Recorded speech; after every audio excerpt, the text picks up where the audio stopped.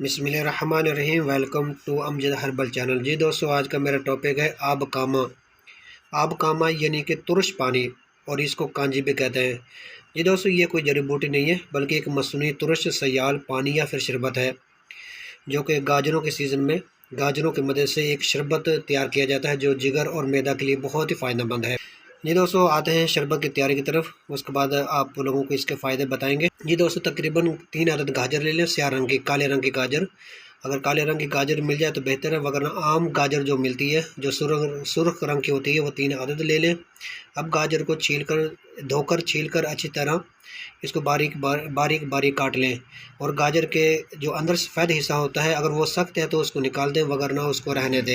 अब इसमें 1 अदद चुकंदर भी शामिल कर लें रंग के लिए। अगर आपको काली गाजर यानी स्याह गाजर मिल चुकी है तो इसमें चुकंदर शामिल करने की ज़रूरत नहीं है। अगर आप इसमें सुर्ख गाजर इस्तेमाल कर रहे हैं तो इसमें रंग के लिए चुकंदर भी शामिल कर लें।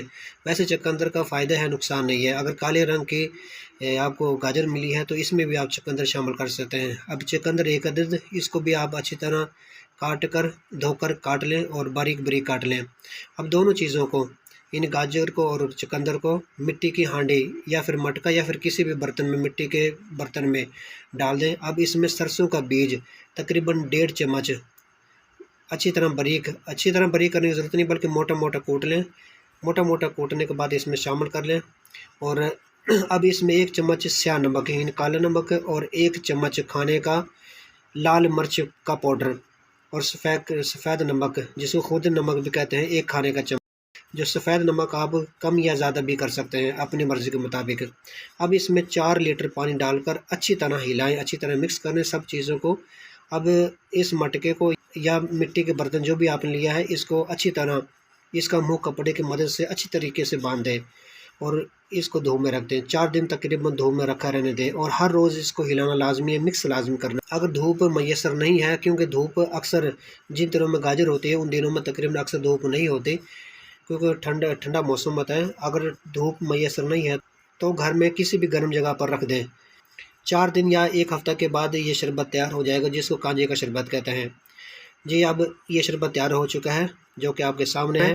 जी दोस्तों, अब आते हैं तिबी फ़वाइद ख़वास की तरफ। जी दोस्तों, कांजी का शरबत हाज़म, मुश्तही, मुजफ़्फ़फ़, नाशिफ़ और खारिज रतूबात बदन और कातिल किरम शिकम है।